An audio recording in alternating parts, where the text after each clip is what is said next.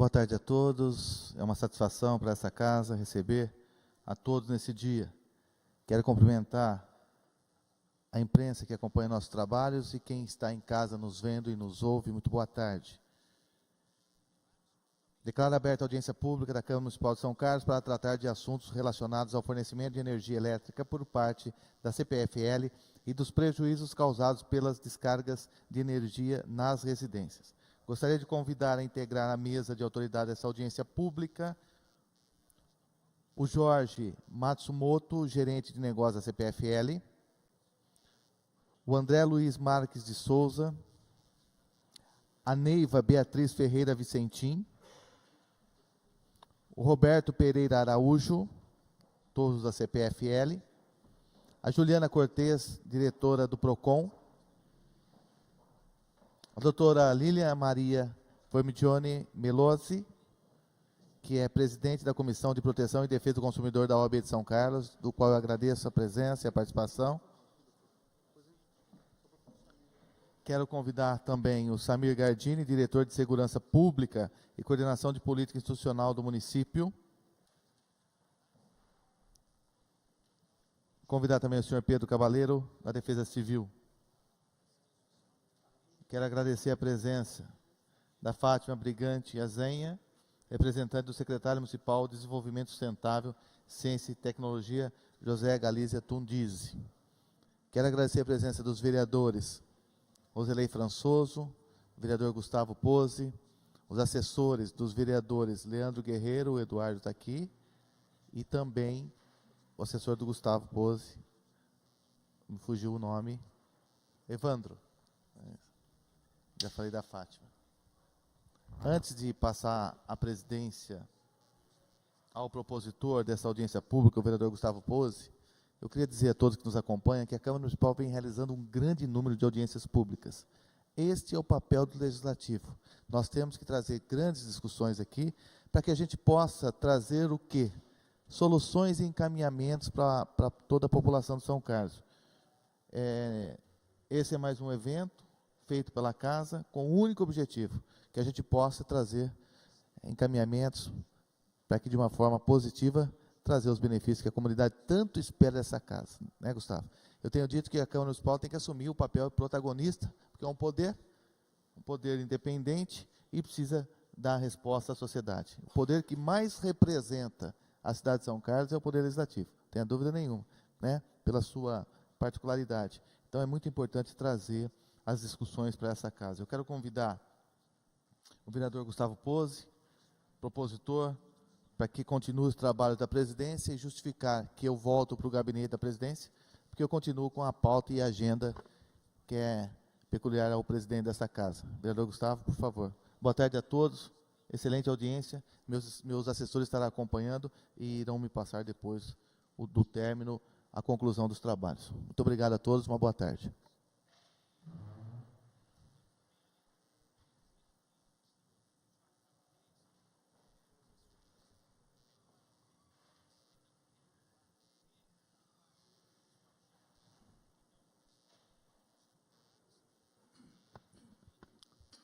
Boa tarde a todos. Gostaria de agradecer o pessoal da CPFL, aqui já nominado pelo presidente Júlio, PROCON, OAB, o Samir, Defesa Civil, viu, o Cavaleiro. Na tarde de hoje, quando eu idealizei aqui a audiência pública, é para que alguns fatos sejam esclarecidos, não só para a minha pessoa como vereador, mas também para toda a população que nos assiste aqui, tanto no plenário como em suas residências. Gostaria de agradecer a presença de todos aqui e do pessoal da imprensa. Quanto tempo de apresentação vocês têm? Só para a gente... 15 minutos? São dois, 15. Só uma pessoa. Muito bem. Só para que a gente tenha já uma interação, né?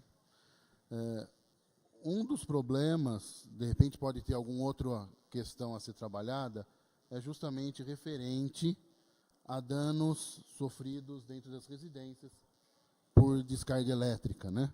Então, nós podemos fazer assim. Você faz a apresentação e depois, se for tendo dúvida, a gente tem a representante do OAB e do PROCON também que possa estar falando posteriormente, se assim desejarem, ok?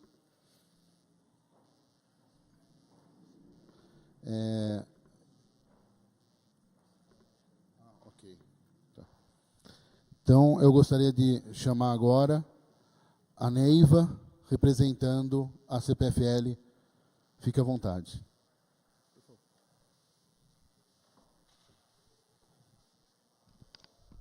Boa tarde a todos. É um prazer estar aqui. Pretendo trazer um pouco mais de clareza para todos os presentes a respeito do processo de ressarcimento de danos. O meu nome é Neiva, eu sou coordenadora da equipe responsável por toda a análise. Melhorou?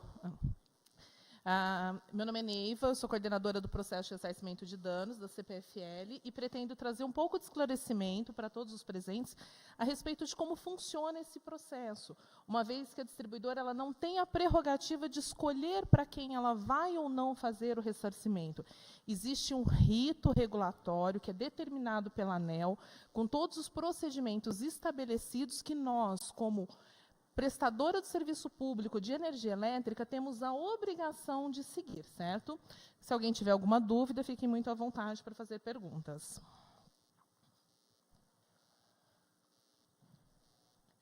Então, o primeiro ponto da apresentação, ele diz respeito a como é realizado o processo de análise do ressarcimento. Então, nós temos, não está muito legível, mas aqui nós temos análise de ocorrência. Essa é a primeira etapa. Como funciona isso? A partir do momento que o consumidor registra sua solicitação de ressarcimento junto à CPFL, tem uma equipe que faz uma avaliação se existe algum registro de distúrbio ocorrido na rede da CPFL que possa ter afetado essa unidade consumidora. Quando nossos sistemas não identificam esse distúrbio, o processo é indeferido por falta de ocorrência.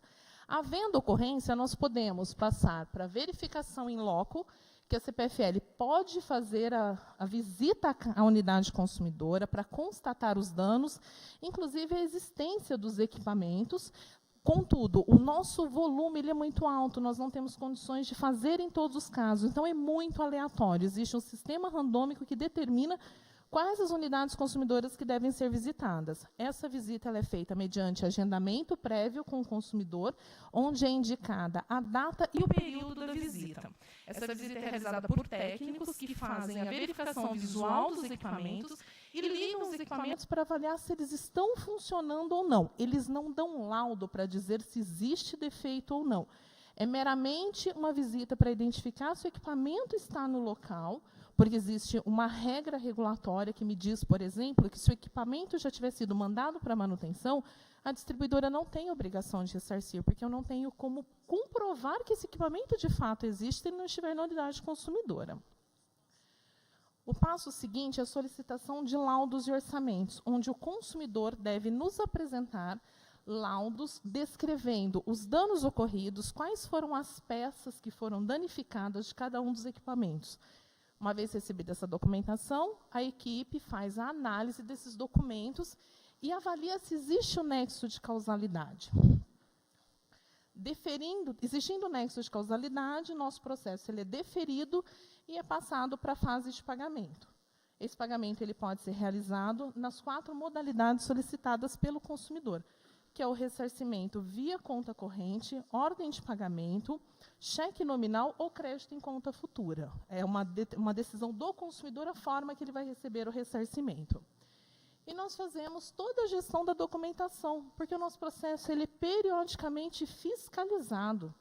A Arcesp, que é a agência fiscalizadora do Estado de São Paulo, que representa a ANEEL, ela nos fiscaliza de tempos em tempos. No mês de março, nós passamos por uma fiscalização estratégica, onde foram solicitados diversos dados, verificado o sistema. Nós estivemos em São Paulo para fazer alguns esclarecimentos, uma vez que esse processo ele é estritamente regulado. Como eu disse para os senhores, nós não escolhemos quem nós vamos fazer o ressarcimento.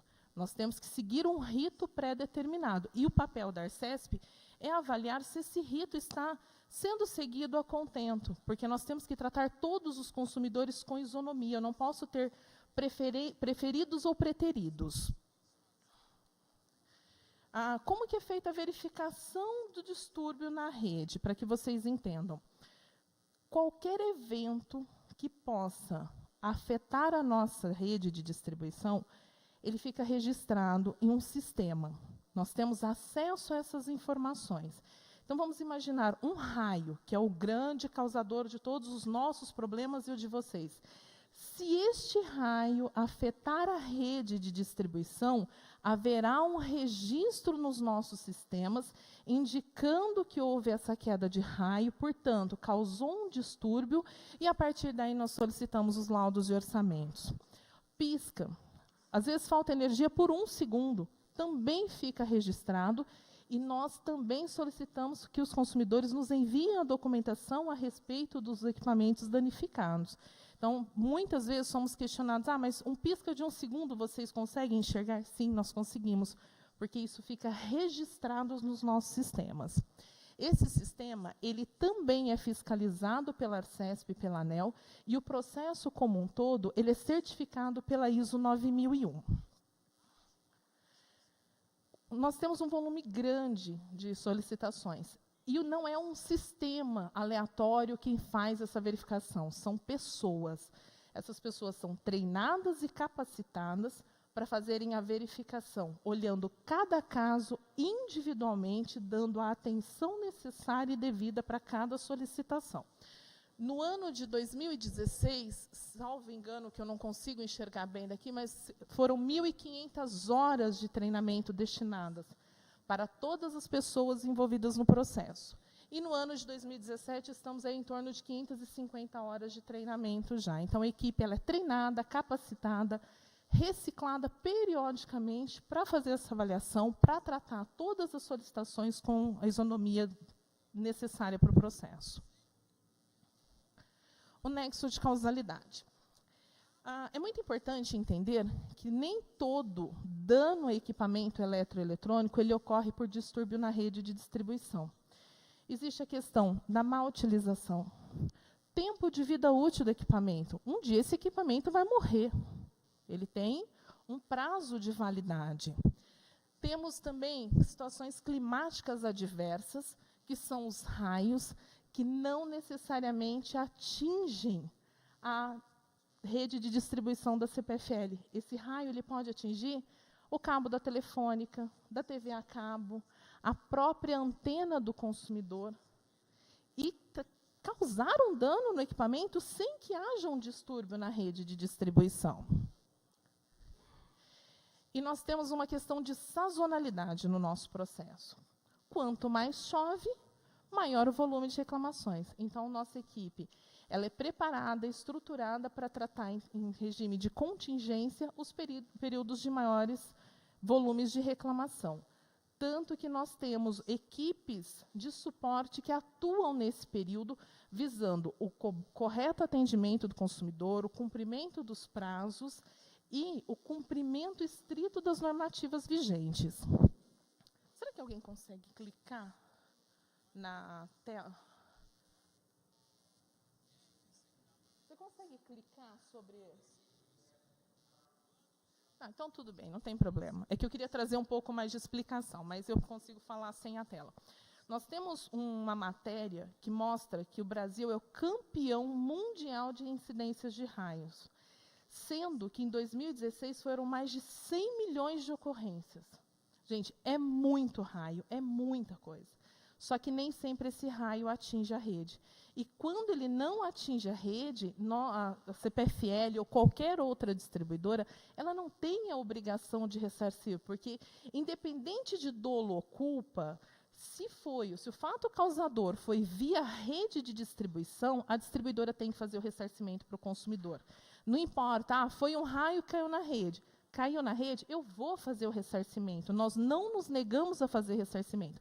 O que nós procuramos fazer é o ressarcimento correto, ressarcimento justo, de acordo com o que diz a legislação brasileira a respeito do processo. algumas informações a respeito de prazo de atendimento. O consumidor ele tem até 90 dias do suposto evento para registrar a sua solicitação de ressarcimento.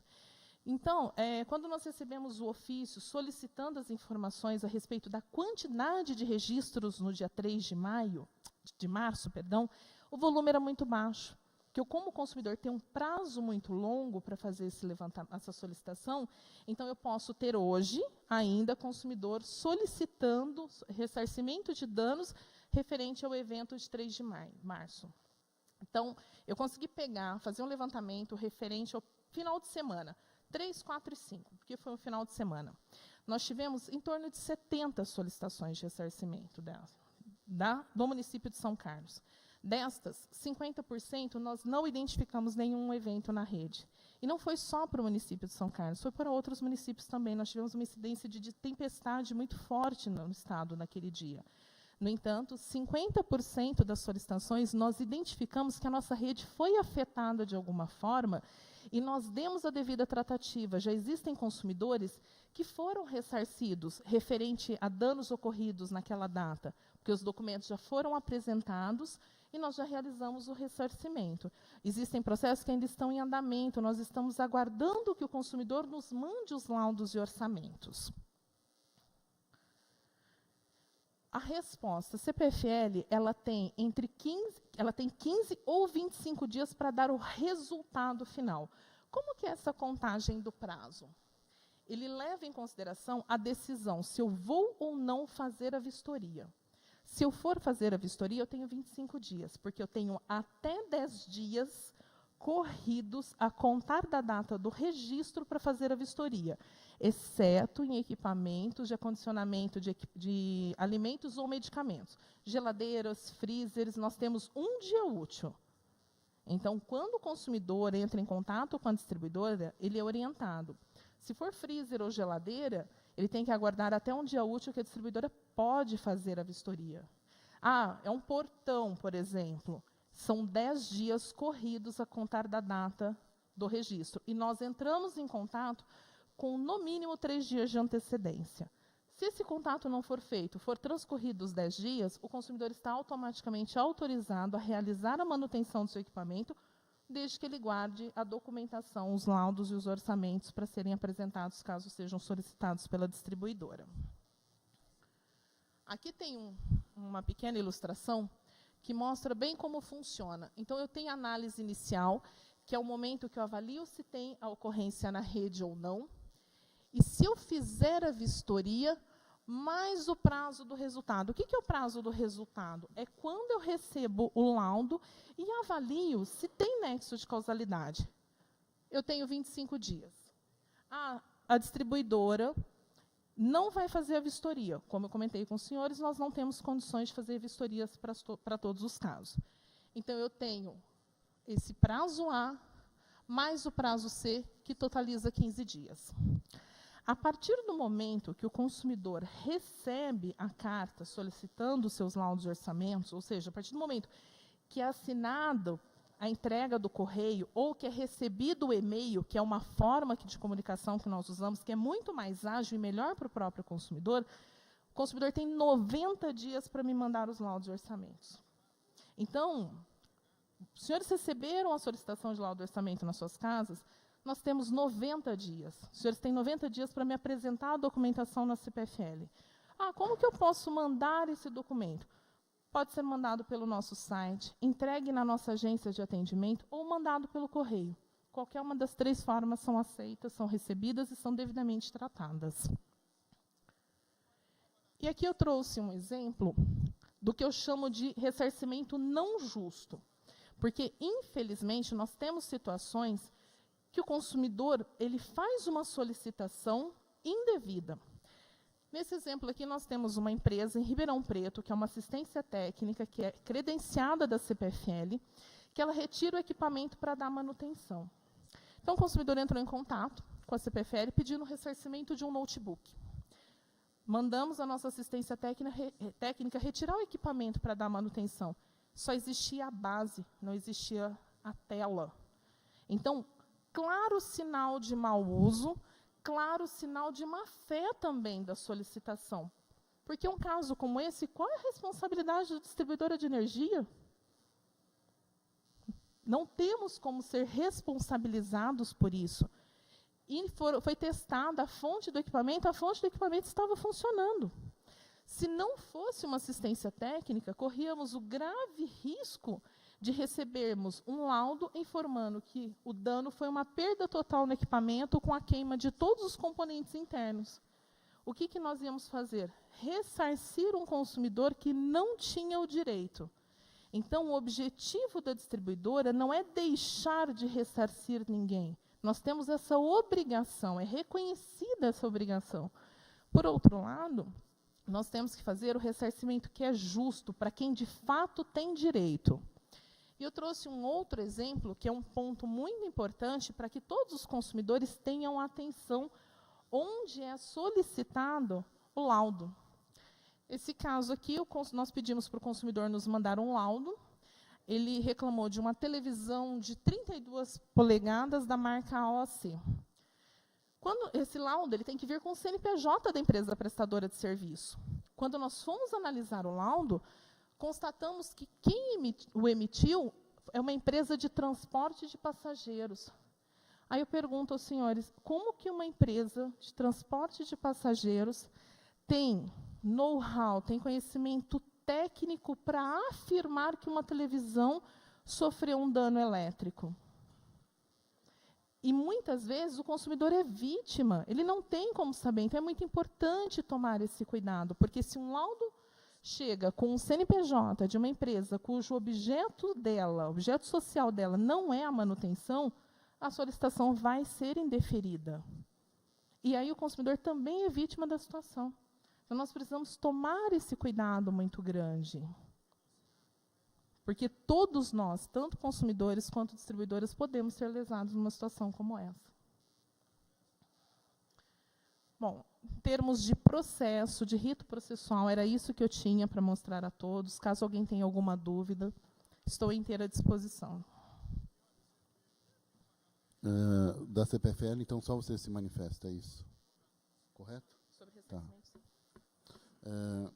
Eu vou quebrar um pouco o protocolo para dar base para depois tanto a Juliana como a doutora Lília se manifestar.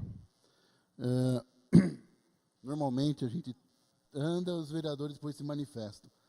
Mas eu quero fazer diferente hoje, porque eu observei a sua fala, eu acredito que alguma coisa deu errado em um processo em especial no qual eu presenciei. Tá? Você falou que as falhas, mesmo de 1 segundo, elas são detectadas. Sim, o nosso sistema, ele registra qualquer distúrbio na nossa rede. No dia 3 de março, eu acho que esse sistema falhou. E aí, o que eu posso falar? Você vai ter que acreditar na minha palavra. Porque eu não tenho em casa nada que possa demonstrar tal fato. Né? Em nenhum momento também quero agir de má fé e lesar a CPFL. Por que eu falo isso? Qual que foi o ocorrido? Em especial, aqui agora como cidadão e não como vereador, e o que motivou a minha indignação junto à CPFL? No dia 3 de março, por volta do meio-dia e meio, há acredito um raio, houve um estouro, não sei onde que foi, porque eu estava dentro de casa, e a energia caiu por aproximadamente de 3 a 4 segundos. E no retorno da energia, eu percebi que meu equipamento estava quebrado. E já vou dizer, o da NET estava funcionando. Eu tenho NET, não sei se de repente o engenheiro pode me dizer se é possível não queimar o aparelho da NET, queimar o da televisão. Não sei se isso é possível. Sou professor de filosofia, então provavelmente pouco sei sobre rede elétrica. Mas o que eu percebi é que houve uma ocorrência dentro de casa e foi um depoimento que eu vivi e que minha esposa viveu. Liguei a televisão, estava queimada. 2 horas depois, subi as escadas, fui num outro cômodo. Falei, já queimou aqui, eu vou subir para o meu quarto. Também estava queimada. E ambos os aparelhos da NET estavam funcionando. Muito bem, eu segui todo o procedimento que foi narrado. Reclamei, deixei o aparelho lá, caso necessário fosse feita uma vistoria. Fiquei lá com a minha telinha de computador, que eu tirei do computador e pus na sala. Porque pelo menos o entretenimento a gente tinha que fazer de algum jeito. Eu tinha 2 televisões e um computador. Vamos lá. Ficou parado uns 30 dias.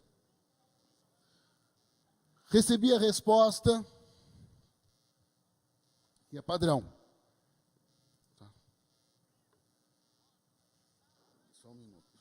Sim.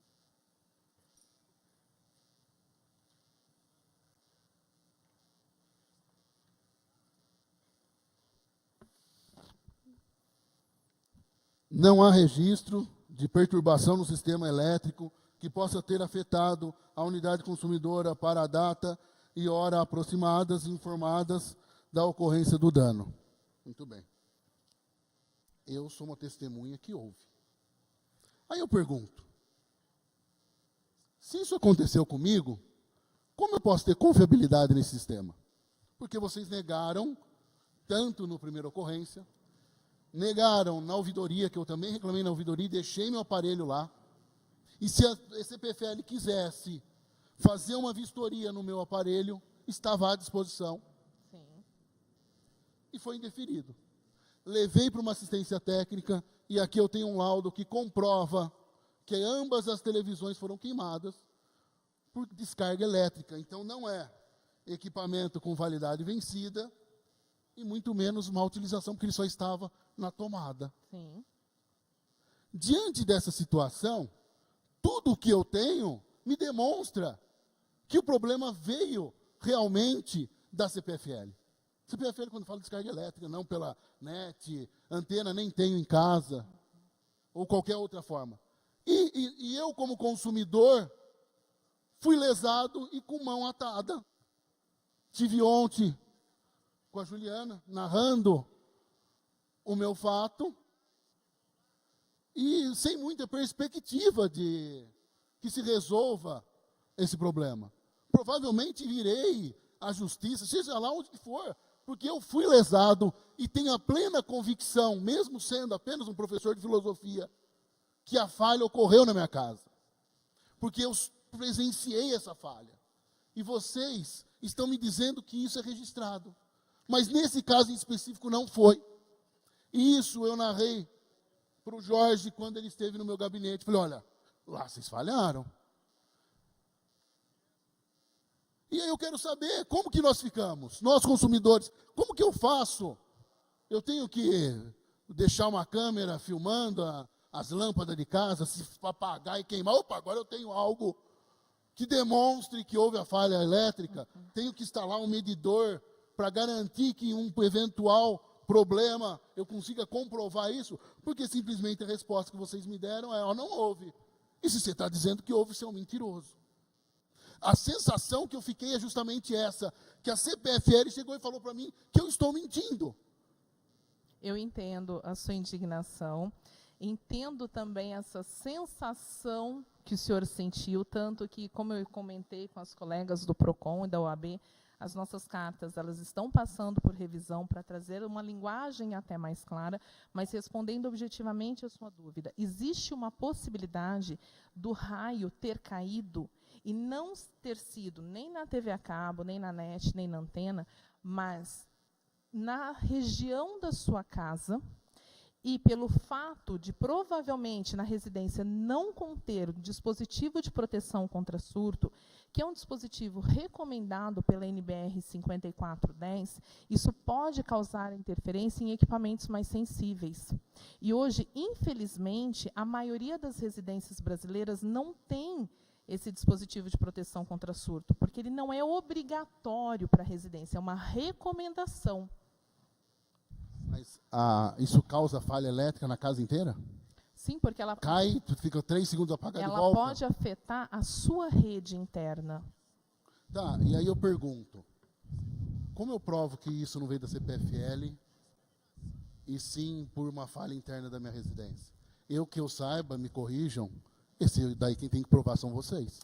Sim, existe uma relação de hipossuficiência entre uma prestadora de serviço e um consumidor. Isso o senhor está correto.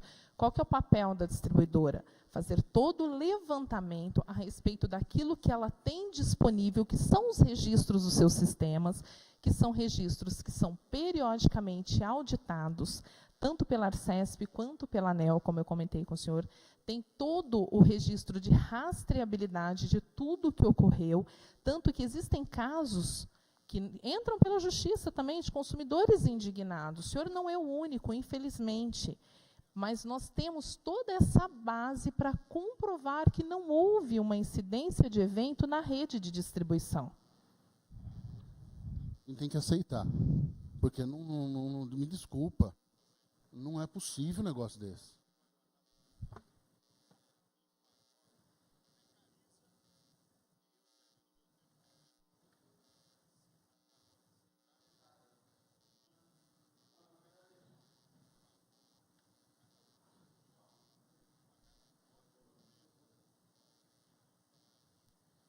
Alô? Agora sim.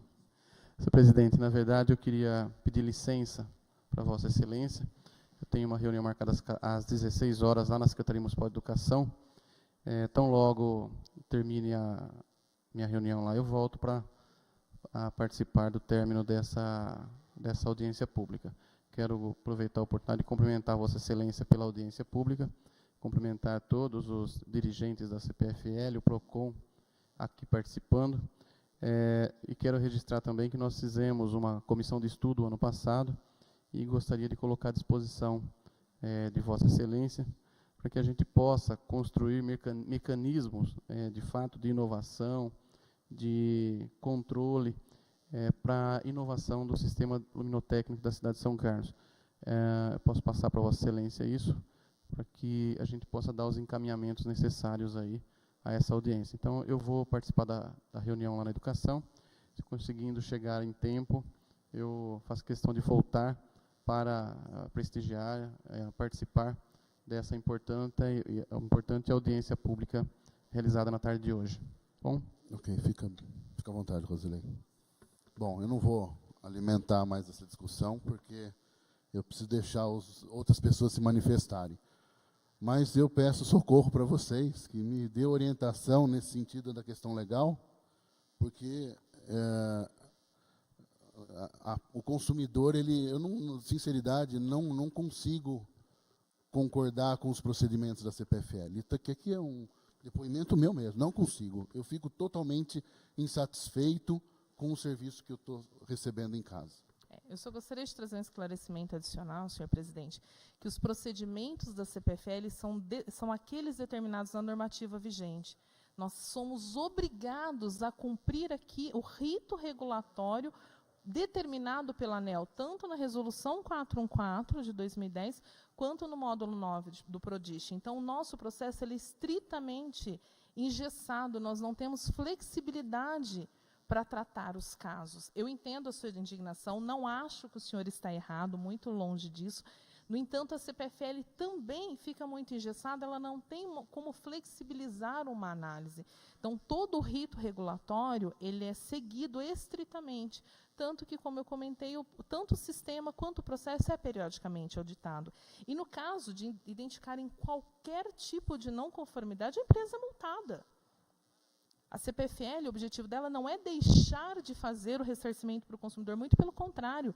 No ano de 2016, na CPFL Paulista e Piratininga, que são as duas empresas que eu coordeno, a CPFL gastou mais de 12 milhões de reais com ressarcimento. Então, o consumidor não é deixado de ser ressarcido porque a empresa não quer gastar, muito pelo contrário. Nós seguimos o rito e, quando identificada a ocorrência, é apresentado laudo com nexo de causalidade, o ressarcimento é feito sem nenhuma contestação.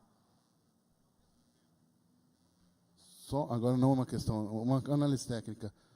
Um raio numa rede, ele consegue chegar da distúrbio elétrico por quantos quilômetros? Dá para saber disso? Se cai um raio numa rede,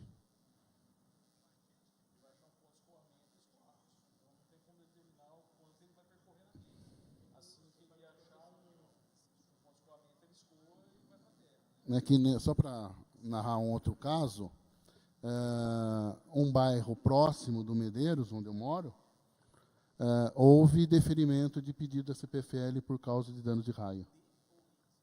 Deferimento. Pagou, a CPFL, esse caso está certo. Eu falei, mas caramba, é o Medeiros, é onde fica a minha residência, e é no Zavaglia, que é o bairro vizinho. No Zavaglia e no Medeiros, não. No Medeiros. Por hora é isso. Alguém quer falar? Oi? Só para, após a fala da Juliana e da doutora Lília, eu abro para as pessoas falarem e eles responderão também todos os questionamentos. Juliana, por favor.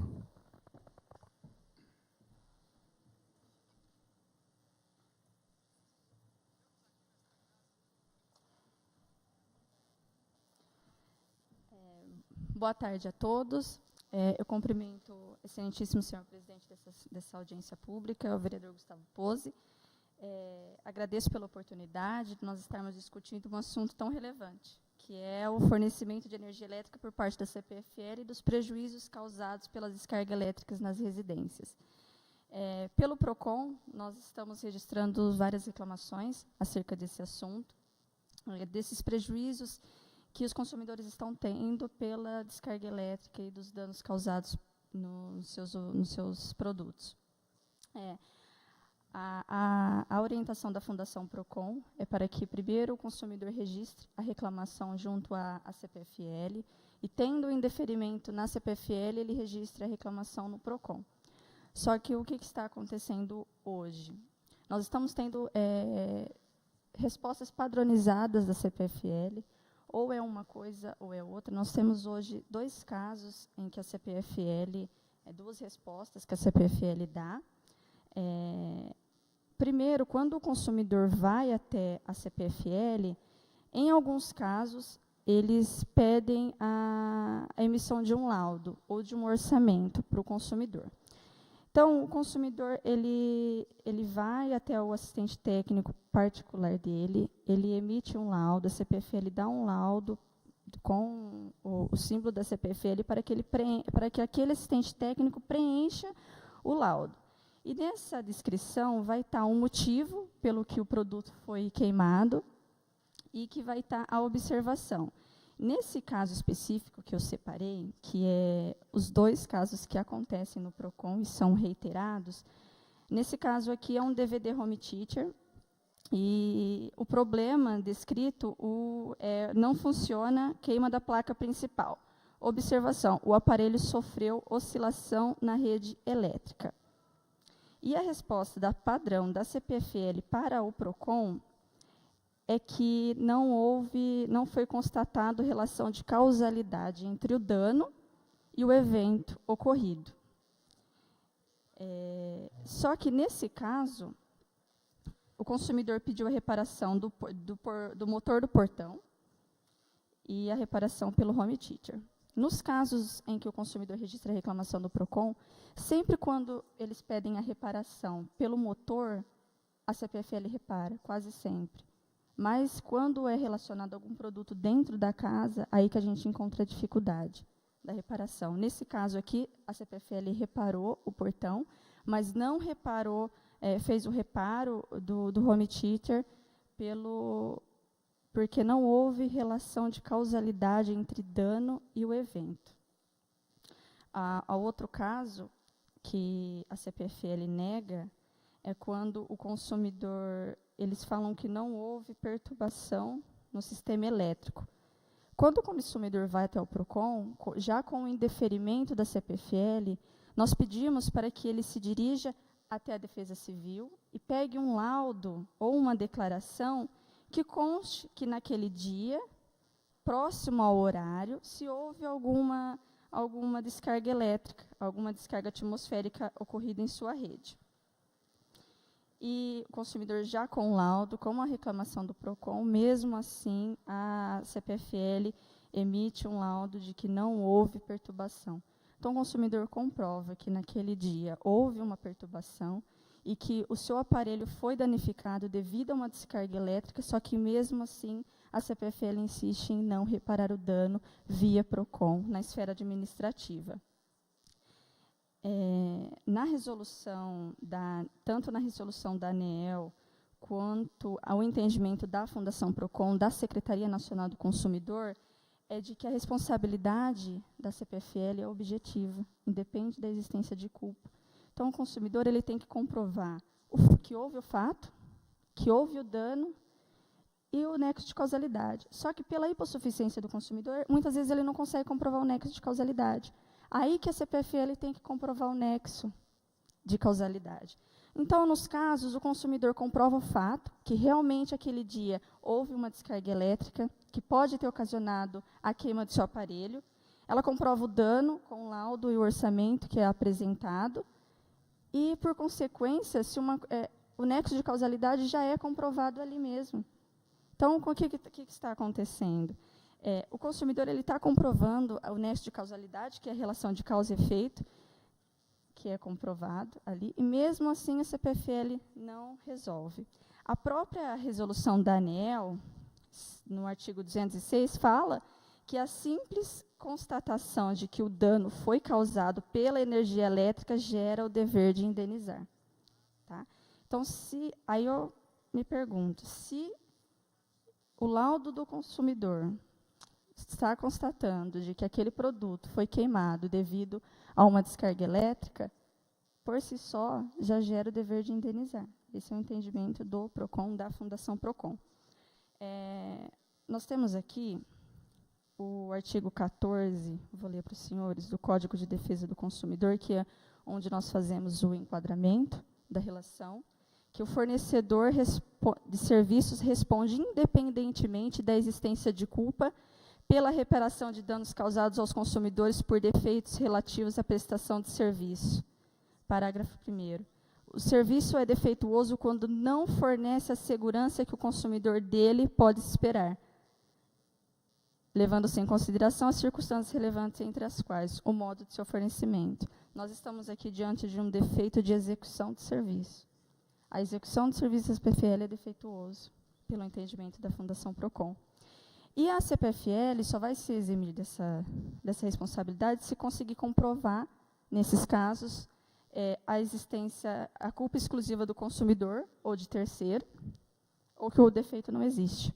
Hoje, a jurisprudência tem admitido também os casos de caso fortuito ou força maior. Então, no judiciário, Gustavo, a CPFL fala que o raio é um caso fortuito ou força maior. Só que essa questão já foi superada pela jurisprudência, então não é mais entendimento a isso, não é caso relacionado a caso fortuito ou força maior. A CPFL tem o dever de indenizar. Então, o que acontece? A gente não está conseguindo resolver via PROCON, porque a CPFL tem essa reclamação padronizada, a gente não consegue entender o que a doutora estava falando, a gente não consegue, é uma resposta padrão, técnica, a gente não consegue. Nem o PROCON tem a capacidade técnica de avaliar se aquele produto realmente derivou de uma descarga elétrica. A gente depende de provas materiais, que é o que o consumidor traz. Nós levamos em conta a boa-fé do consumidor. Nós acreditamos que no consumidor, quando ele fala que houve a queda de energia rápida. Então, nós levamos em conta as considerações do consumidor.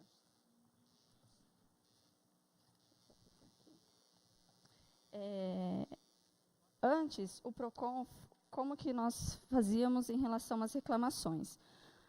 Hoje, no PROCON, funciona... Primeiro, nós tentamos um atendimento inicial, com a Carta de Informações Preliminares, chamada CIP. Nós enviamos todas as documentações para a CPFL, para que nós possamos fazer esse atendimento antes da abertura da reclamação direta. Então, a gente dá o prazo de 30 dias para a CPFL resolver o problema. Só que ela não está resolvendo nesse prazo de 30 dias. Então, na hora que o consumidor retorna, a gente tem essa resposta padronizada da CPFL, a gente fala, olha, infelizmente, a CPFL respondeu a mesma coisa que ela respondeu para você no seu indeferimento. Então, agora você tem a opção ou de dar andamento via PROCON, que é a abertura direta, a abertura da reclamação, ou o consumidor ingressa no judiciário. Hoje o consumidor está preferindo ingressar direto no judiciário, porque no judiciário a CPFL está fazendo acordo, a CPFL está resolvendo no judiciário. Hoje, nos tribunais, a maioria da jurisprudência nos tribunais é no sentido de que está condenando a CPFL ao ressarcimento de danos. Por quê? Na resolução da ANEEL, fala que a CPFL pode fazer a vistoria do equipamento, fazer um laudo. Hoje, todos os casos que aparecem no PROCON, a CPFL não faz a vistoria. Ela não faz. Só que o que ela alega no laudo? De que ou ela alega que não houve a perturbação, ou ela alega que a causa da queima do aparelho não foi derivado da energia elétrica. Só que eu me pergunto, como que a CPFL vai conseguir identificar se não foi pela energia elétrica, se ela não fez um laudo? Ela se baseia somente no laudo que o consumidor levou, que é o orçamento, nem é um laudo técnico. Ela não dá essa informação para o PROCON, ela não emite um laudo, uma resposta mais específica, mais técnica, dá só essa resposta padrão, então o PROCON também fica sem poder avaliar se aquilo realmente foi derivado de um outro problema ou não. Então, a gente fica nessa situação. Nós temos as reclamações fundamentadas hoje, que estão registradas pelo SINDEC, que é o sistema que nós utilizamos no Brasil inteiro. E a CPFL, eu fiz o levantamento, em São Carlos, no ano passado, a CPFL tem registrado apenas uma reclamação de reclamações fundamentadas, de como não atendida, nos casos de dano, não pagamento de indenização. Mas as pessoas falam, nossa, mas a gente tem tanta reclamação, por que não aparece nas reclamações fundamentadas? Porque nas reclamações fundamentadas só vão aquilo que o consumidor realmente quer registrar a reclamação. Só que como na CIP, que é a Carta de Informação Preliminar, o consumidor não quer dar andamento, então a gente acaba não fazendo essa abertura direta de reclamação. O consumidor vai direto para o judiciário, porque está sendo mais fácil para ele no judiciário. Então, a partir desse ano, desde quando eu assumi o PROCON, isso tem me preocupado bastante, porque o consumidor está sendo lesado, o Código de Defesa do Consumidor está sendo totalmente lesado também, e, a partir de agora, nós mudamos o procedimento do PROCON. Devido ao fato da CPFL estar atribuindo essas respostas padrões, nós estaremos abrindo reclamação direta toda vez que vem um caso da CPFL. Nós pulamos a etapa da CIP e fazemos a abertura direta de reclamação, porque assim a CPFL vai começar a constar no ranking das reclamações fundamentadas, vai estar lá como aquela empresa que não atendeu um chamado do PROCON. Nós vamos começar a fazer isso, e não só para a CPFL, como para todas as empresas que resolvem o PROCON, é porque ela vai ser constada no ranking de reclamações fundamentadas, então, para isso, para ela é ruim. Ela está constando nesse ranking. Então, o PROCON vai começar a tomar essa atitude para ver se a CPFL toma uma atitude, começa a resolver via administrativo essa questão de reparação de danos, porque o consumidor, principalmente, nós temos essa preocupação de identificar se realmente o consumidor não tá querendo lesar a CPFL. Nós tentamos identificar se é uma ocorrência mesmo de reparação de danos, e muitos dos casos são. Desde 2013, a Fundação PROCON ela tem se preocupado com essa questão. Desde 2013, ela vem pedindo para que a gente sempre informe a ela o número de reclamações que nós temos relativos à CPFL, a esses casos, para que eles façam uma reunião com o Conselho de Orientação e Energia da Arcesp para que o assunto seja discutido. E nós levamos o caso à Fundação, nós já estamos providenciando a notificação da CPFL para que apresente justificativas plausíveis, documentos comprobatórios do porquê que ela não está fazendo a reparação do dano. E é isso, nós esperamos que a CPFL comece a resolver via PROCON esses casos de reparação de dano, porque o consumidor ele está comprovando que existiu o fato, que existiu o dano, e o nexo de causalidade, que é os elementos objetivos da responsabilidade civil. Agradeço a oportunidade. Muito obrigado. Só para fazer um esclarecimento, segundo o documento que a Defesa Civil expediu, depois o Pedro Cavaleiro, se quiser dar uma orientação melhor, os bairros que foram afetados nesse dia 3 foram o Jardim Medeiros, o que eu narro aqui, Cidade Jardim, Santa Felícia, Santa Angelina, Campus 2 da USP, Jockey Clube, Dama, Castelo Branco, Jardim Rissete, Jardim Dona Francisca, Jardim Gilbertone, Azuville, Vila Monteiro e Porta do Sol. Então, houve realmente problemas aí no que tange a questão de, como se diz?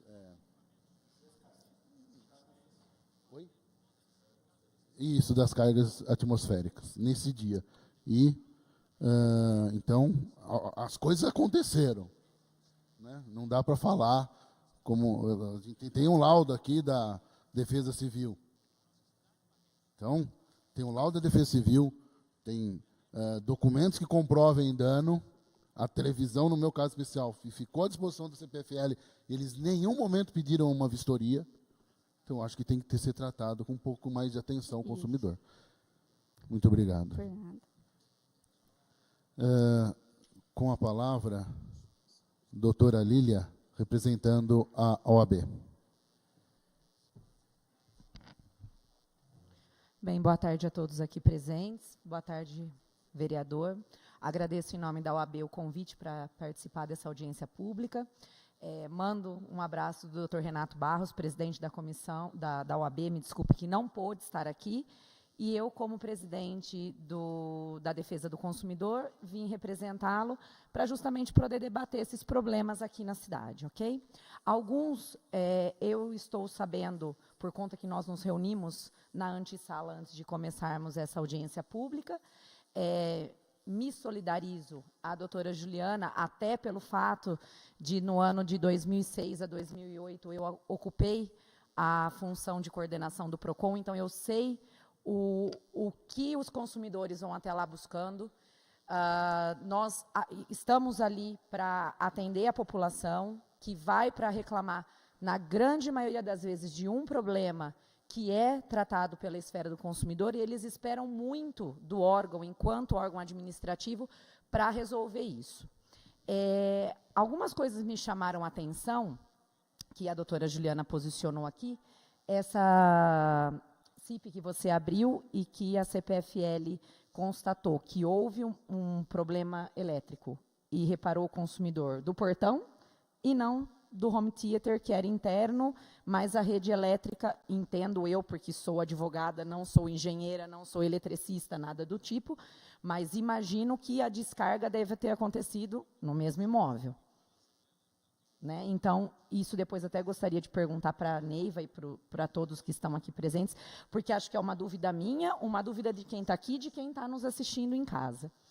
E uma outra coisa que me preocupou bastante é essa informação que a doutora Juliana passou, de que a CPFL não está resolvendo alguns problemas administrativamente, o consumidor vai até o judiciário, seja por advogado, seja pelo juizado especial, que na grande maioria das vezes por conta até do valor da ação, de muitas das vezes ser baixo, e ali ele consegue o objetivo da sua demanda, que é o ressarcimento, enfim, a resolução do seu problema.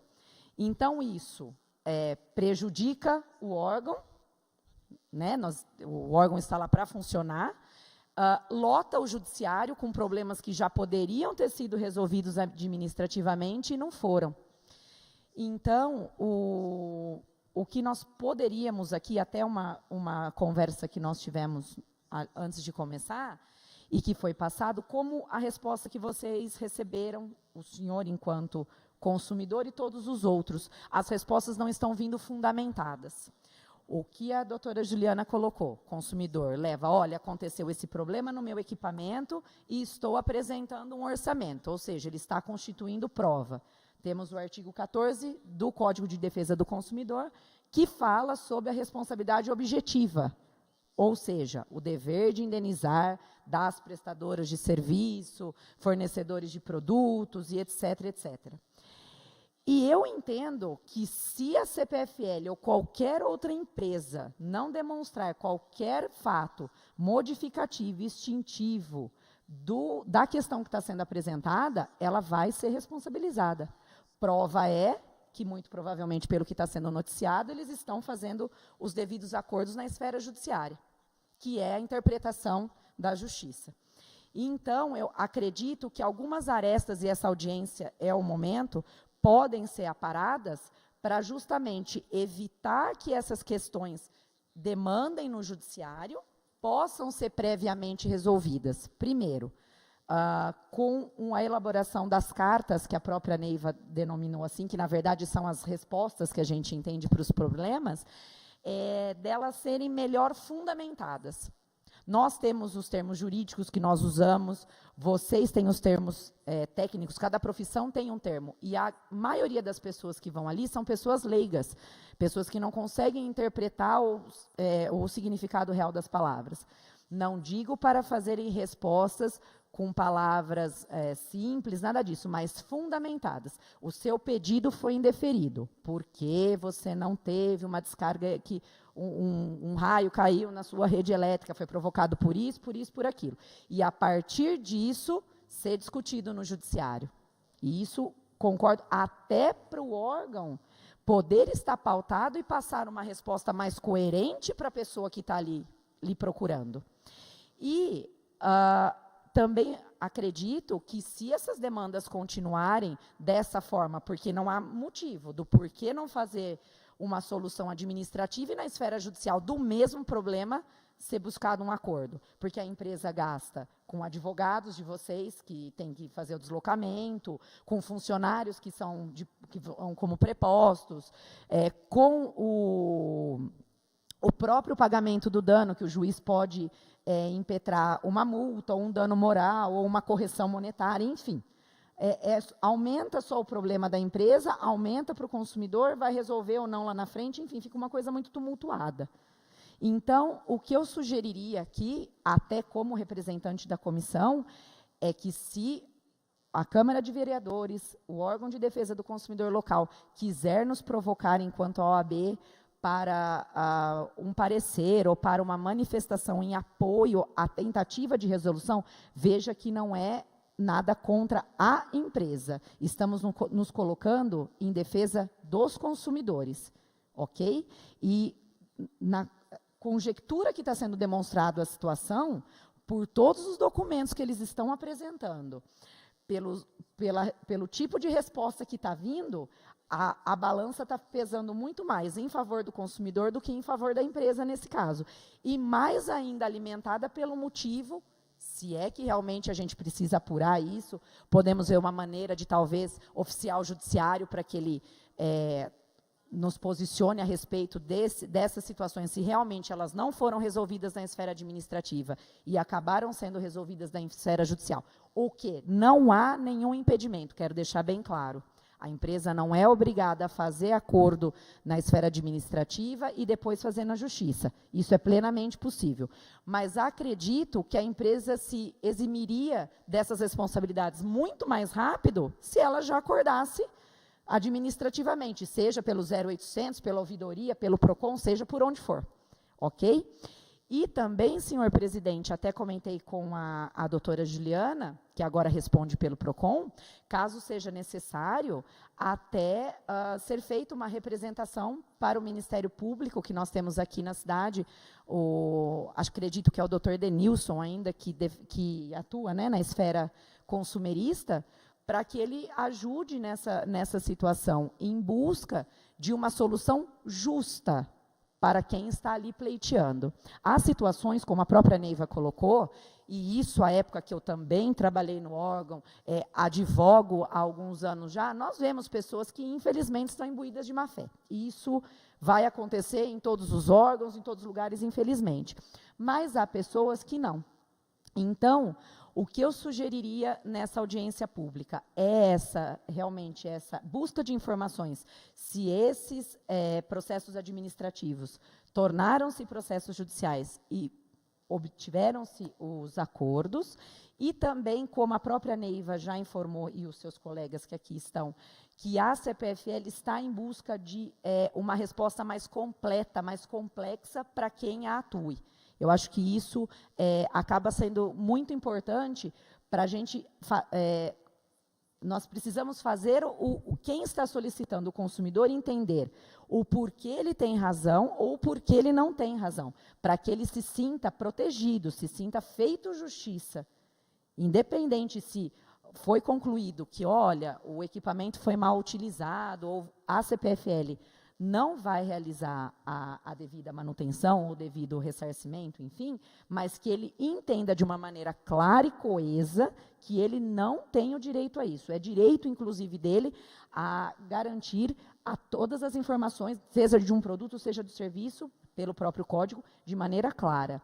E aí eu acho que contra fatos não há argumentos. Se vocês apresentarem algo descrito corretamente, comprovado corretamente, talvez... Não sei como isso vai ser interpretado aos olhos da justiça, mas talvez isso vai ser... a justiça, imagino, que irá olhar essa situação com outros olhos. Por quê? Vamos imaginar aqui na posição de um juiz. Nós temos um consumidor lesado, com laudo técnico, com orçamento, e a CPFL com uma resposta apenas dizendo: o seu pedido foi indeferido. E aí? Ok? Desculpe, me permita interromper? Claro. A justificativa é que pode ser que não seja CPFL, pode ser que Sim, seja NET, pode ser que seja seja qualquer outra coisa, mas pode ser que seja CPFL também. Sim, sim. O que a Neiva nos explicou, pelo que eu entendi, me corrija se eu estiver errada novamente, é que o sistema operacional da empresa hoje, e que segue todos os protocolos e etc., etc., consegue diagnosticar se este evento foi na rede ou se ele não foi na rede, certo? Muito bem. No entanto, para os eventos que não foram na rede, a resposta é indeferido, certo? Logo, isso não é resolvido na esfera administrativa, certo? No entanto, quando esse consumidor vai até a esfera judicial, pelo que nós estamos analisando, não temos provas documentais, ok, doutor? Apenas informações das pessoas que foram até o órgão e que na esfera judicial é resolvido. E aí? Entendeu? É essa situação que eu acho que está um pouco distorcida. Pô, lá atrás, administrativamente, a empresa afirma de pé junto que não tem. Aí chega na justiça, não, vamos pagar 2, 3, 4, 500 reais, seja o que for. Não é? Então, e isso é ruim até para a empresa. Aliás, é muito ruim para a empresa. O consumidor vai ter o direito dele garantido, vai ter tido dor de cabeça, tarará, mas é ruim para todo mundo. Todo mundo desperdiça mais tempo, mais preocupação, mais valores, etc., etc. Então, sugiro, senhor presidente, a doutora Juliana acho que me informou que devem ter umas 7, 8 demandas nessa situação, e como existe a possibilidade de até 90 dias registrar, talvez apareçam. Como outras intercorrências que vão ter nos períodos de chuva, a gente sabe que isso acontece, me lembro desse dia, conheço pessoas que moram nesses bairros que o senhor elencou, que tiveram problemas, não sei se foram ressarcidos, se entraram em contato, acredito eu que muitos entraram, porque você falou que só no fim de semana foram 70 contatos. E veja, poucas pessoas até se socorreram do órgão, muito mais pessoas poderiam ter se socorrido, ou se socorreram diretamente da esfera judicial, nós não sabemos, não temos esse número. Mas o importante é justamente isso, é esclarecer para o consumidor e procurar ajustar essa situação. A empresa tem que verificar isso. Por que está fazendo um acordo na esfera judicial e não está fazendo na esfera administrativa, que onera muito menos, é muito mais rápido e etc., etc. Então, eu, enquanto presidente da Comissão de Defesa do Consumidor da OAB, me coloco à disposição tanto da Câmara dos Vereadores quanto do PROCON. Caso precisemos apoiar ou analisar ou fazer alguma outra eventual reunião, nós estamos à inteira disposição.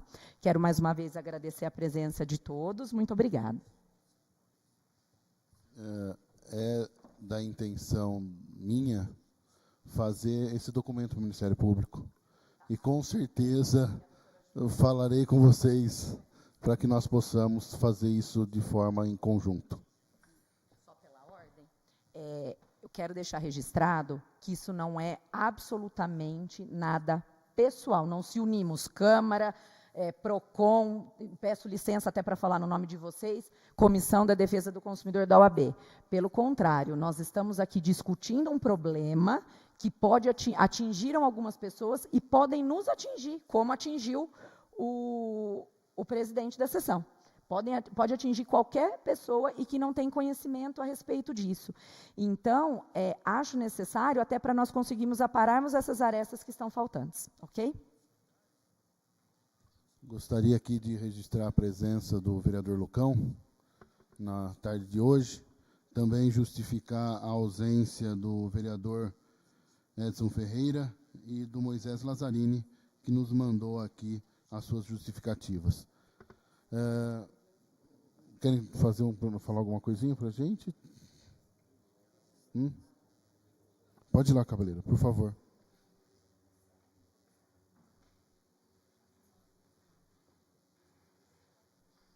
Só para dinamizar, depois, se o Lucão quiser se manifestar depois do Cabaleiro, fica...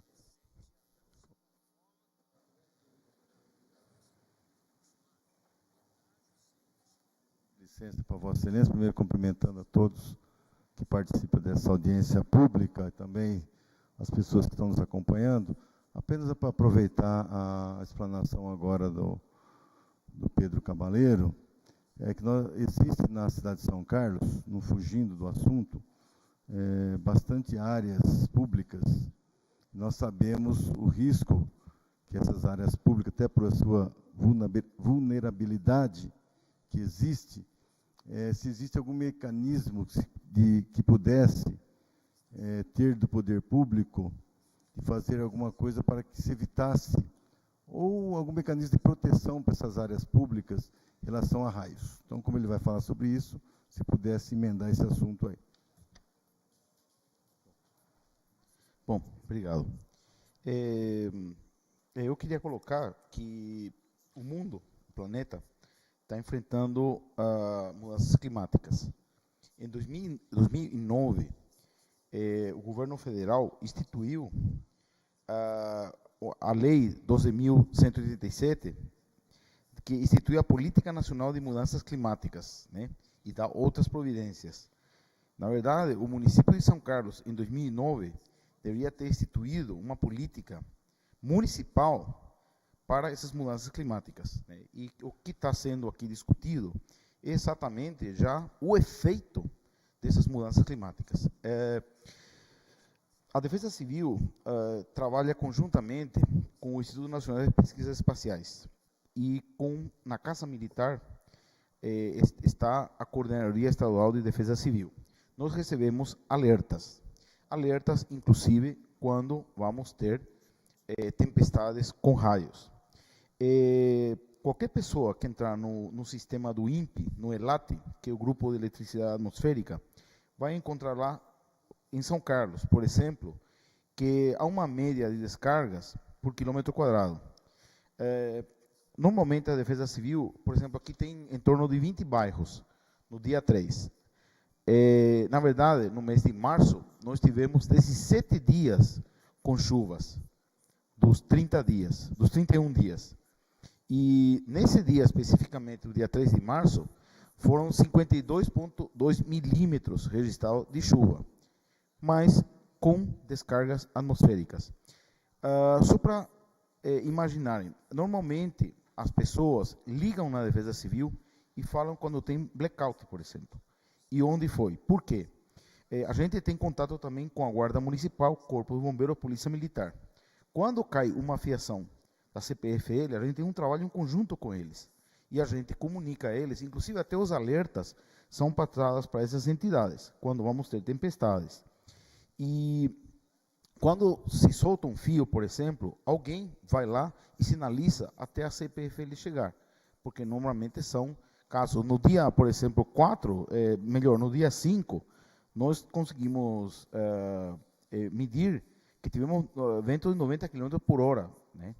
Tivemos uma queda de um poste na região da Vila Isabel, por exemplo, né? Mas, enfim, o que eu quero dizer é que temos realmente um número elevado de descargas atmosféricas no município de São Carlos. Na bacia do Gregório, que tem em torno de 12 km², que pega o centro, vai lá desde a nascente do Gregório, mais ou menos, do Castelo Branco, né, até o Monjolinho, né, o Rio Monjolinho, a rotatória do Cristo, a média que a gente registra de raios, numa tempestade dessa, normalmente são em torno de 80 raios caem. Então, é um número elevado mesmo.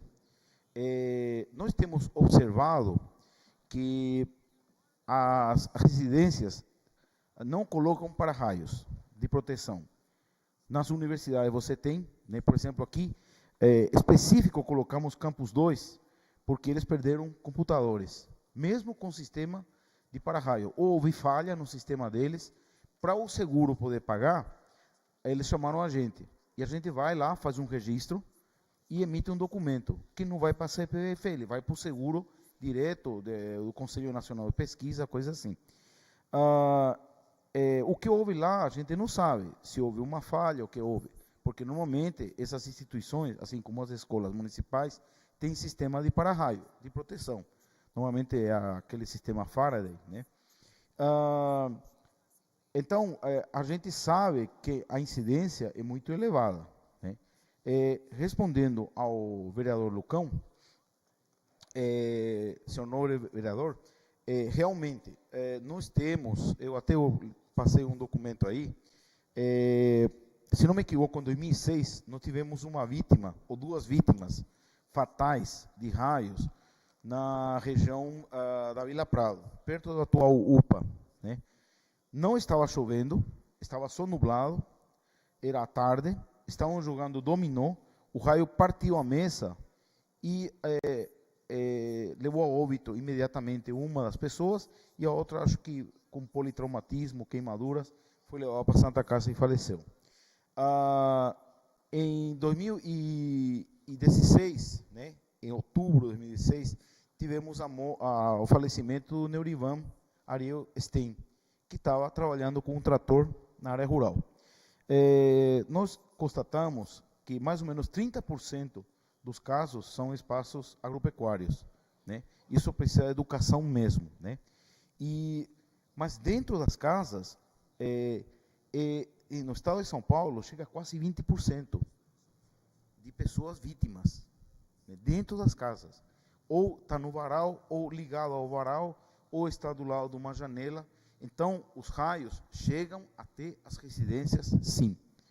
E a maioria das residências não tem para-raios, né? Então, eu quero deixar claro. Continuando, para tentar responder ao vereador Lucão, por exemplo, as nossas praças públicas não têm para-raios. Mas o campo do Luizão, ou de qualquer clube de futebol, tem para-raio. Agora, qual a diferença? Em ambos, a pessoa está muito vulnerável. E a gente sabe que não só no verão cai raio, no inverno também. No dia 5 de junho do ano passado, nós tivemos um temporal com 240 casas destelhadas. Eu tenho 5 mandatos de trabalhar na Defesa Civil, nunca vi isso. Isso é mudança climática. Então, nós temos que começar a mudar as nossas posturas, entender que estamos vulneráveis, que há uma mudança na questão natural, né, e que a incidência está elevada mesmo, né. Muita gente vai e pede esses nossos documentos, né, na Defesa Civil, às vezes porque é um trabalho em conjunto com o PROCON. Eu não sei se a CPFL indica isso, não sei, mas as pessoas vêm e dizem, eu vou na CPFL depois. E temos tido, a maioria dos casos que eu sei de Portão, já tivemos aqui no centro, assim, quarteirão inteiro, todos os portões queimados. E a gente soube que houve atendimento.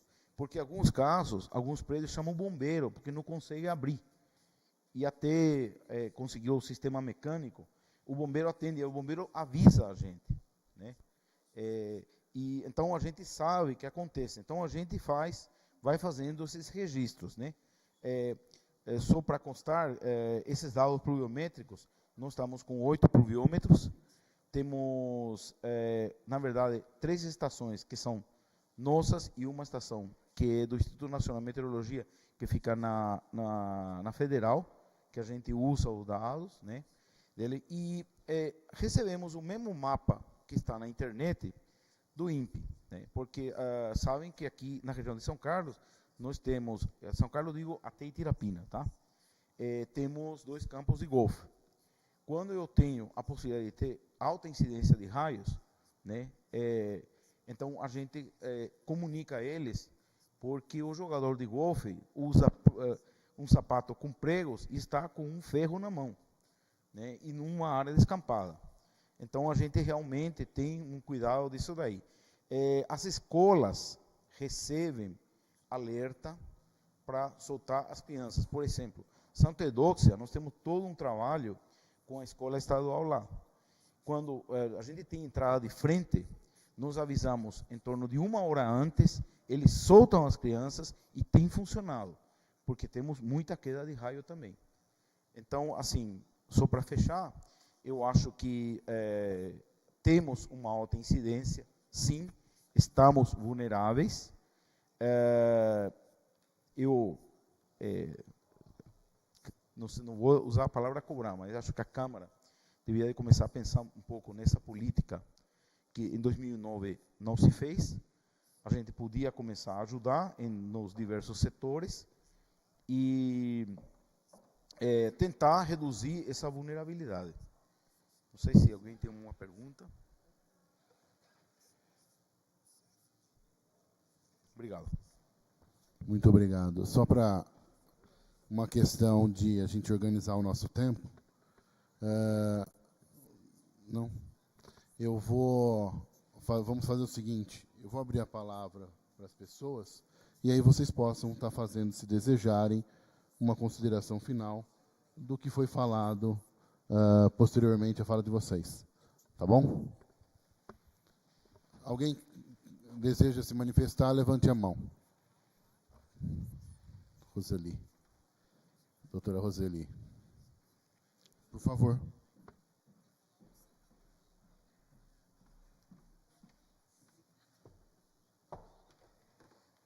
Boa tarde a todos.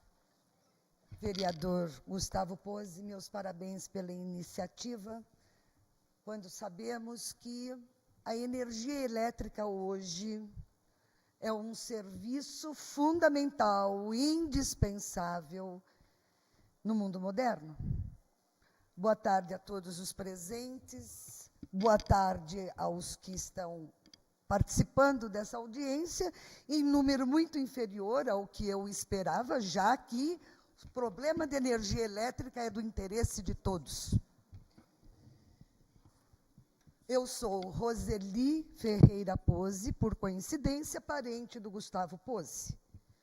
Sou presidente da Associação dos Amigos do Parque Santa Mônica, sou advogada e cidadã, que também dependo desses serviços importantíssimos. Não posso imaginar ficar sem uma geladeira. Televisão, tudo bem, mas uma geladeira eu não posso ficar sem. Então, estou aqui também nesta condição de consumidora, como o vereador Gustavo Pozzi falou, como consumidor. Eu escutei a narrativa do operacional da CPFL. Senhores, eu entrei em transe. Uma empresa do primeiro mundo. Sinceramente, senhora representante, entrei em transe. Fiquei maravilhada com a sua exposição. Mas aí, quando a senhora encerrou, eu saí do transe e caí na minha realidade, que é igual a de todos, independente do cargo, da posição social. Essa é a nossa realidade.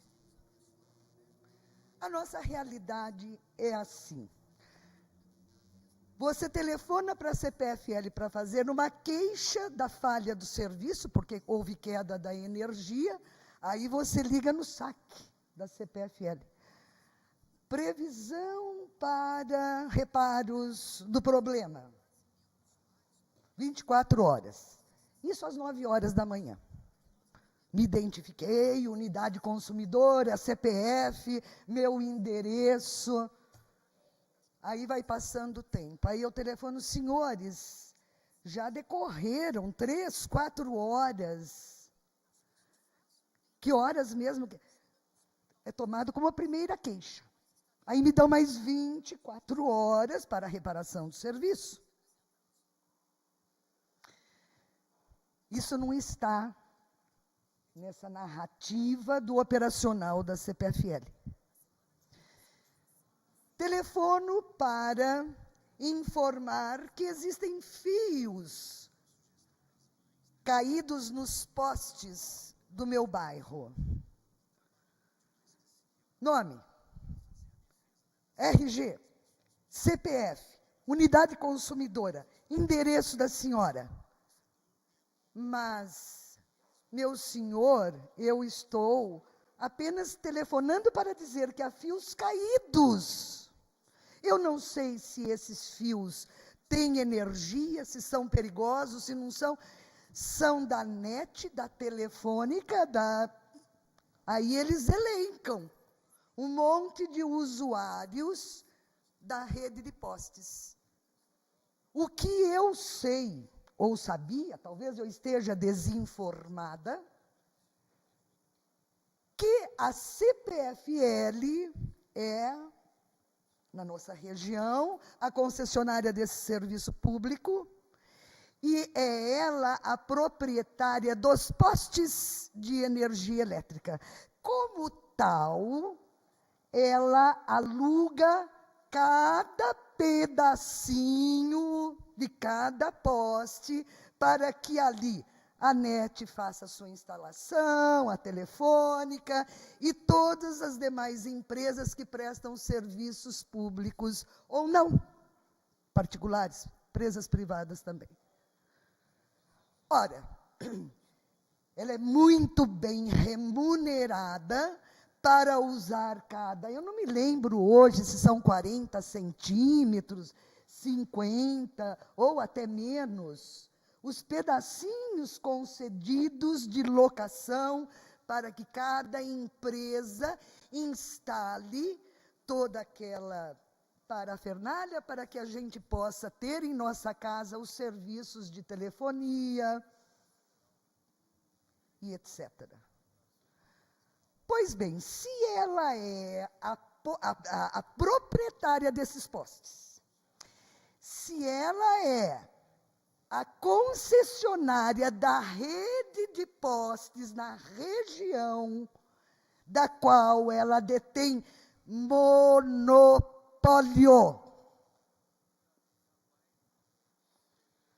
Monopólio. Não cabe ao consumidor escolher a empresa de serviço público. Nós engolimos aquilo que temos. Então, a CPFL detém um monopólio na nossa região. E assim ela é dona dessa rede de postes, que, como eu disse, ela aluga cada pedacinho do seu poste para as empresas levarem serviços dentro de sua casa. Aí eu telefono para dizer que existem fios pendurados, e eu, absolutamente leiga, só sei trocar lâmpada. E se não for muito alta e muito complicada. É a única coisa que eu faço ligado à energia elétrica. E aí me perguntam, esse fio vem da onde? É de quem? Da NET? Meu senhor, como é que eu posso saber? O fio está tudo pendurado, caído no meio da rua. No meio da rua, onde os carros transitam, onde os pedestres caminham. Entendo eu que isso pode ser um perigo potencial. Qual sua unidade consumidora? Meu senhor, eu poderia morar nos Estados Unidos e estar em visita aqui em São Carlos e passei no bairro Santa Mônica e vi esses fios pendurados. Ah, mas nós temos que saber de onde é, porque se não for fio nosso... Gente, quem é a proprietária da rede de postes? Quem deve se responsabilizar por estes fios? Pelos perigos que estão expostos ali aos veículos, aos pedestres. Quem é que pode saber se é da NET? Ah, então cabe aqui, ó, a consumidora ligar para a NET. NET, boa tarde. É Roseli Pose, CPF, RG, residente na rua tal. Tem fios caídos, eu queria saber se é de vocês. O que a NET vai me dizer? Olha, não sei se é nosso. Por que a senhora não telefona para... Aí lá vou eu, consumidora. Telefonar para outra empresa. Tem fios caídos aqui na rua tal, na rua tal, que são várias ruas que os fios estão caídos há anos.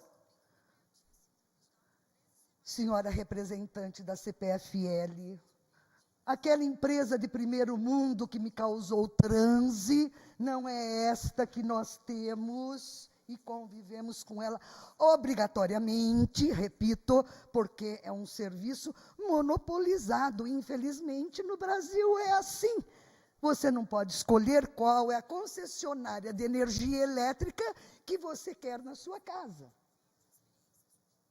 A senhora se referiu a um protetor que poderia eliminar os danos na casa dos consumidores.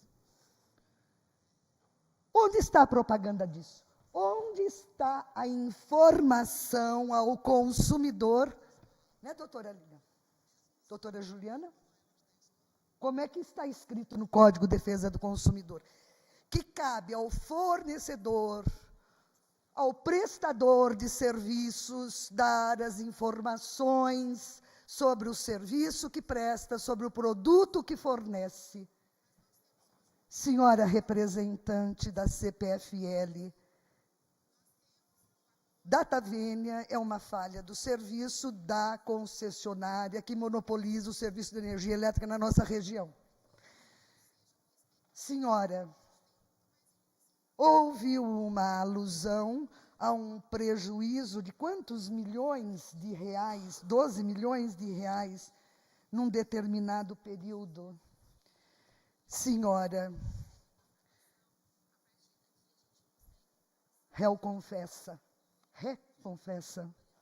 Se há um prejuízo de 12 milhões de reais para a CPFL, a título de ressarcimento de danos, senhora, representante da CPFL, reconfessa, estamos pagando indenização pelos prejuízos causados por falhas do serviço.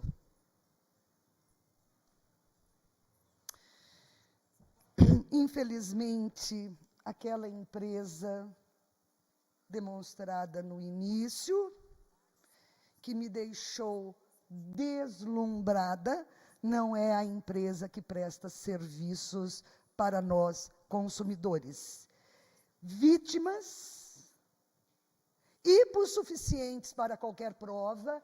Gente, que processo administrativo maravilhoso que a CPFL percorre internamente, sem qualquer informação ao consumidor, ou sem que o consumidor tenha a esperança de ver a confirmação daquele prejuízo que sofreu e que está querendo demonstrar. É um processo interno, unilateral. Não é à toa, como disseram doutora Juliana e doutora Lilian, que o consumidor vai direto para o judiciário. Não é à toa. É pela descrença dos serviços. Isso também está patente. É isto que esta reunião, que esta sessão tão importante, nos permite ver alguém da CPFL para conversar. Nós conversamos com máquinas. Nós conversamos com gravações, não vemos ninguém, não sabemos com quem estamos conversando, não olhamos nos olhos da pessoa com quem conversamos. Hoje, eu tenho a oportunidade de dizer, esta empresa não é dirigida por máquinas, existem pessoas. Então, a estas pessoas que representam a CPFL, por favor, escutem tudo o que está acontecendo aqui abaixo do Monte Olimpo e propiciem um serviço melhor ao consumidor, porque para isto ele paga e muito. Senhores, eram essas minhas ponderações. Obrigada por conhecê-la.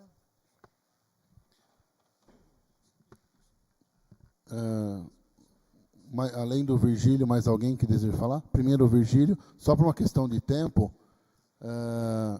eu acredito que no máximo 5 minutos, senão a gente fica aqui com um tempo escasso. Ok? Boa tarde a todos. Eu vou fugir um pouco, que o meu problema que eu tenho é sobre o rural, mas quase vem a mesma coisa. Eu venho há muito tempo solicitando a CPFL, na nossa linha rural, que a CPFL encampou, nós temos uma moita de bambu que passa por cima da rede. Qualquer chuva que ocasiona, ou um vento mais forte, principalmente a chuva, que é aqueles bambus gigantes, eles deitam devido ao acúmulo de água e formam curto-circuito e fica desarmando todas as bananas. A CPFL encampou a nossa rede mais ou menos há uns 10 anos. Quando eles começaram a fazer o processo de encampação, foi mencionado essa moita e a CPFL falou assim, não, vocês ficam tranquilos que a CPFL tem uma equipe que passa por baixo e ela faz toda a limpeza e não tem problema nenhum. Já se passaram mais de 10 anos. A moita triplicou de tamanho. O nosso problema está cada vez agravando mais. E, como disse a doutora agora, só que eu não converso com máquina, eu vou lá na companhia, com as pessoas lá, às vezes eu seja até um pouco ríspido com eles, falei assim, vocês me desculpam da rispidez minha, mas eu tenho que ser com vocês, porque eu quero conversar com um técnico. Eu tive a honra hoje de conversar, não com um técnico, pessoas de mais alto gabarito. Eu queria conversar com o técnico para expor o problema, porque a gente só fala com aquelas pessoas ali, os atendentes, e eles registram o fato, e depois dá um protocolo, a gente volta lá e nada solucionado, nada solucionado, nada solucionado. E tem um agravante muito grande. Lá nessa moita, devido a vários curtos que deram, o fio ele está preso apenas pelo fio central, que dentro dos eletricistas eles falam que é a alma do fio, que é o fio central, porque o alumínio ele já soltou de tanto curto que houve. Então, graças a Deus, esse fio central é o arame paraguaio, ele é um arame firme e não rompeu. Mas eu acho que está prestes a ser rompido. E embaixo tem casas, tem um lugar que guarda cavalos, todas essas coisas, eu acho que é um perigo muito iminente que está para ocorrer ali. Várias vezes eu solicitei para a CPFL, tenho os protocolos, estou até abrindo o processo, não esperava a presença de vocês, isso daí que eu escutei na rádio sobre essa audiência, e que sempre eu solicitei na companhia para falar com um técnico. E outro problema que eu tenho também, que a gente vê a negligência da CPFL, é na minha propriedade, estourou um para-raio também por ocasião de uma descarga elétrica. Fui na CPFL solicitar a troca desse para-raio. Aí via saber que enquanto não quebrar o segundo, não tem perigo, não tem coisa nenhuma. O segundo arrebentou. Explodiu, não tem nada, está só o fio. Eu tenho fotos que eu estou abrindo um processo para ver se há uma solução para isso para mim. Também fui ríspido lá na hora do atendimento. Falei, gente, a CPFL está esperando me queimar o transformador, eu mexo com hidroponia. Eu dependo muito dessa energia. A CPFL está esperando para ir lá trocar o transformador e consertar o para-raio? E o prejuízo meu? A CPFL, ela ressarce tudo. Tudo bem, mas eu tive um colega proprietário que ele foi na CPFL, pediu ressarcimento, ele falou, Virgílio, nem adianta. É um caminhão de documentos que a CPFL pede para você comprovar que você teve perdas devido à falta de energia.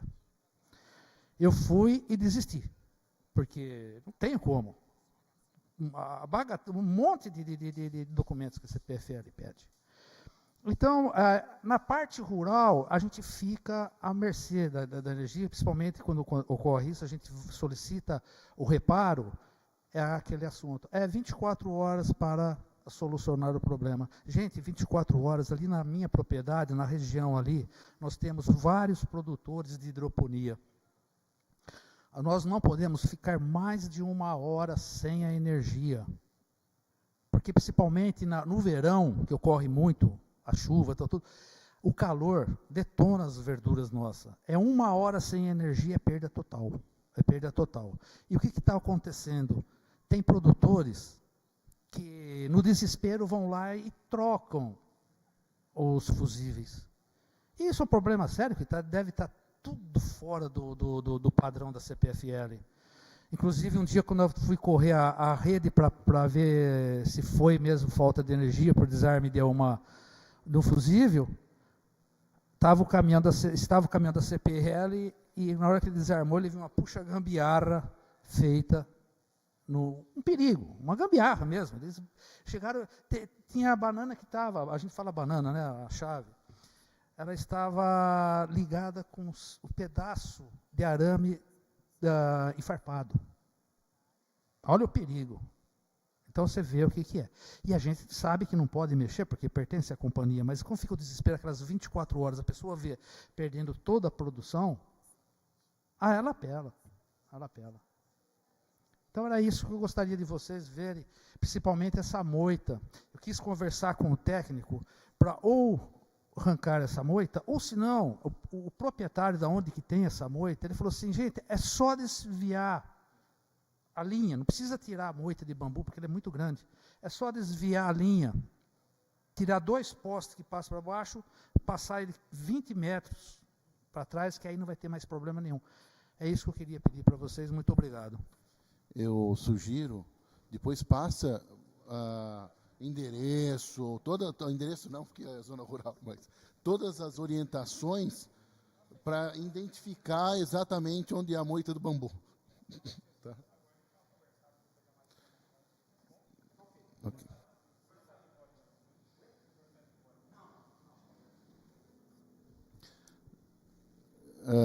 Depois o vereador Rodson, né, tá agradecendo também a presença na tarde de hoje. Que é isso, meu amigo, aqui a gente entende a correria do dia a dia.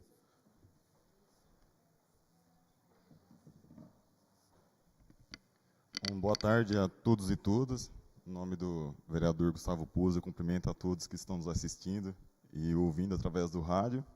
Sou o professor Fábio Jamarca, sou professor de atletismo, sou pedagogo, sou educador social e um dos responsáveis pelos projetos de controle social de bairros da cidade de São Carlos, tanto do controle de vazamento de água limpa tratada, como do desperdício de energia elétrica durante o dia, que são as questões das várias lâmpadas acesas, e dos relatos, né, da última audiência que eu também participei com a presidência do vereador Roselei, que era a respeito do estudo da denominação pública dos apagões, né? No questionamento que foi indicado no ano de 2016, né, as mais de 4.000 lâmpadas, né, que a gente tinha como defeito na cidade de São Carlos, e também dos vários acidentes que ocorreram nos pontilhões de São Carlos, que infelizmente até a presente data continuam com a falta de iluminação nas alças de acesso. Na gestão passada, né, ficou aquele empurra-empurra quanto à jurisdição, de saber de quem era a responsabilização, se era a área da Prefeitura Municipal de São Carlos ou se era a partir da concessionária. E por conta desse empurra-empurra, a gente teve uma série de acidentes, né? Aproveitando a presença do senhor Pedro, da Defesa Civil, essa prevenção de acidentes eu aprendi na Defesa Civil, que eu fiz 3 anos como voluntário na Defesa Civil, né? Então todos os cursos de prevenção e sinalização de acidentes, nós vínhamos nesse período onde era proposto para os voluntários, né, esse treinamento, tanto prático como teórico. Então, foi nesse período que eu fiz esse estudo de rota de colisão, eu apresentei para a Câmara Municipal, através do SIM, o vereador Penha apresentou ao Ministério Público, não querendo desanimar o vereador Gustavo Puzzi, mas depois que a gente apresentou esse estudo de rota de colisões, vou deixar depois para o senhor poder apreciar toda a base de estudos, além da documentação que nós levamos ao cartório, por conta do risco de atropelamento dos agentes do SAMU, do Corpo de Bombeiros, da Polícia Militar, do Triângulo do Sol, no momento do atendimento dos acidentados nesses pontilhões. Infelizmente, a gente está fazendo aniversário da morte do senhor Ademir Aparecido Lozano, que contava 47 anos no período que morreu no pontilhão da acesso Altos da Vila Nery, São Carlos 8, e a visão do local no momento dele do acidente foi essa.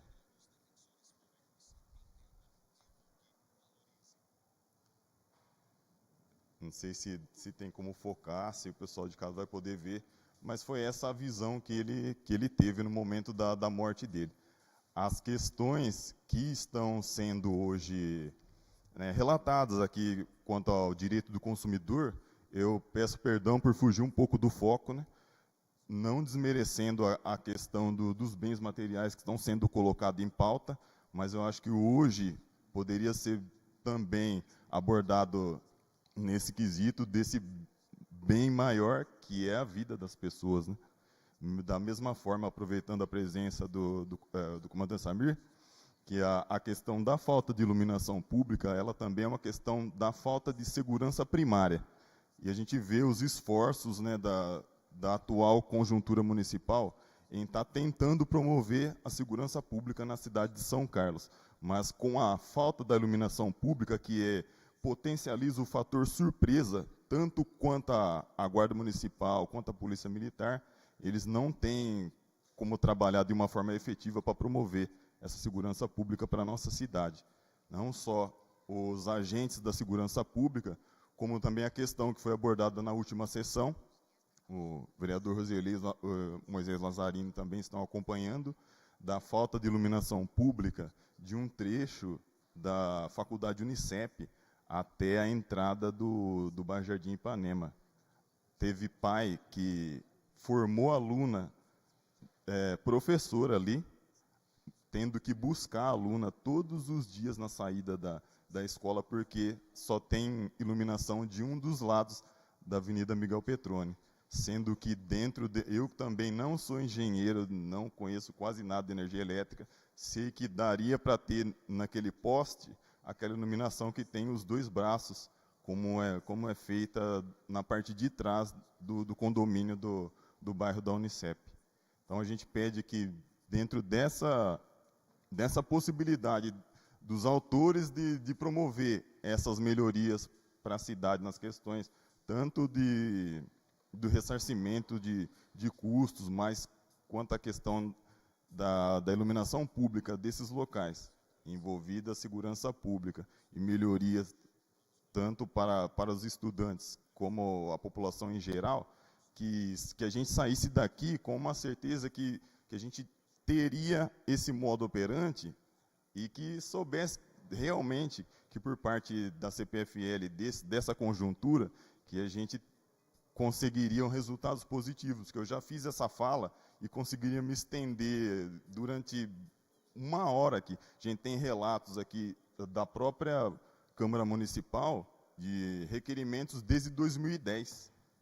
Então, a gente, dentro desses requerimentos, a gente tem requerimento que foi encaminhado para o governo do Estado, para o senhor excelentíssimo governador Geraldo Alckmin, deputados do Estado, o nosso mais próximo, Massa Fera, estão todos cientes. E até hoje a população ainda passa por essa questão da falta do atendimento dessas demandas. E é isso que a gente pede encarecidamente, né, em nome da população, para que a gente coloque de uma forma efetiva todos esses pedidos e saímos daqui com uma certeza de que isso vai adiante, porque a própria ação do Ministério Público nós já temos. E essa ação, que é uma determinação do Ministério Público, o Inquérito Civil 2758/15, ele está parado e a gente não tem nenhum resultado. E os atropelamentos continuam ocorrendo, e é isso que a gente espera, que não tenha uma parada dessas ações efetivas. É isso que eu tenho para falar. Muito obrigado. Muito bem. Vereador Hodson, com a palavra. Tem mais alguém? Acredito que não.